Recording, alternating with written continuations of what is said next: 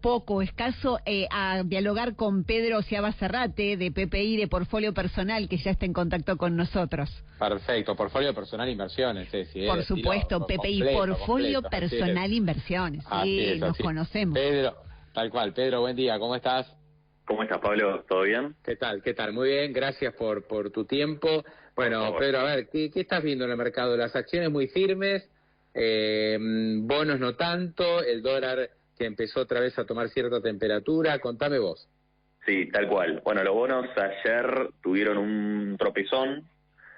Uno hubiera dicho, ¿no?, que por los resultados provinciales me parece que hay que hacer una doble lectura, ¿no? O sea, obviamente es la prudencia que hay que tener a la hora de ver resultados provinciales que pueden ser a priori buenos para la oposición, eventualmente para la formación de una hipótesis de cambio de administración, especialmente lo que es, ¿no?, lo que fue la derrota del MPN en Neuquén. O sea, hay mucho descontento con los gobiernos que estuvieron justamente en el Ejecutivo durante estos años. Es algo que incluso hemos visto en varias elecciones alrededor del mundo.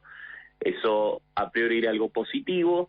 Me parece que acá no hay que ignorar la situación en el exterior. La situación en el exterior todavía está con muchísima incertidumbre. Esta semana tenemos, un desfile de oficiales de la Fed que tienen que hablar. El mercado está buscando señales de acuerdo con respecto a lo que va a hacer la Fed el 3 de mayo. Por el momento me parece que toda la data apunta de que vamos a ir por el escenario base, que es una suba más de 25 bps en la tasa, y después mantener la tasa en 5.25 y fijarnos, ¿no?, hasta que aparezca algún tipo de movimiento, no tocarla.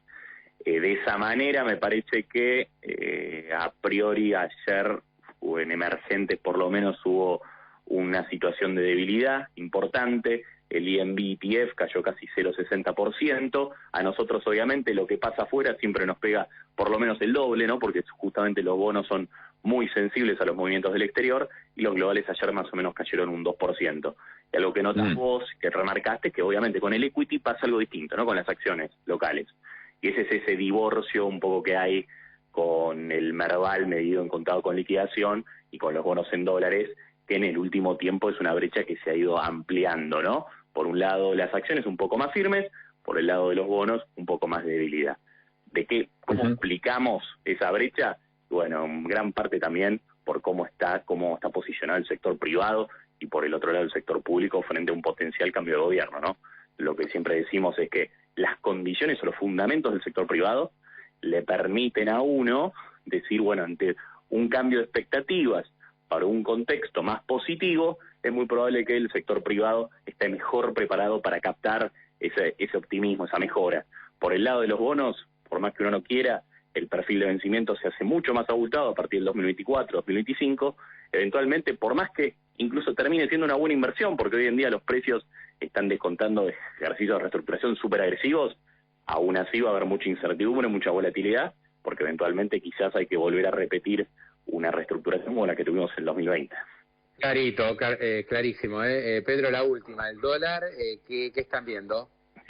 El dólar un poquitito más caliente, como mencionaste vos, Pablo, ayer cerrando más o menos el CCL cerca de los 407, 406 pesos.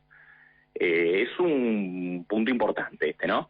Porque cuando uno agarra y mira lo que son los agregados monetarios, nosotros tenemos esa medición que siempre usamos, que obviamente no es la verdad revelada, pero sí por lo menos un termómetro, que es agarrando el CCL, comparando contra el M3 privado, como una medida de la cantidad de liquidez, la cantidad de pesos que hay dando vuelta en la economía, y cuando uno hace esa correlación, a uno le da un CCL cercano, mirando solamente la evolución del M3, de alrededor de 485 pesos.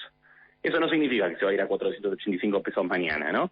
Pero lo que sí significa es que cualquier cimbronazo o cualquier ruido ajeno puede hacer que, haya material o haya liquidez, haya pesos para que eventualmente haga una especie de saltito.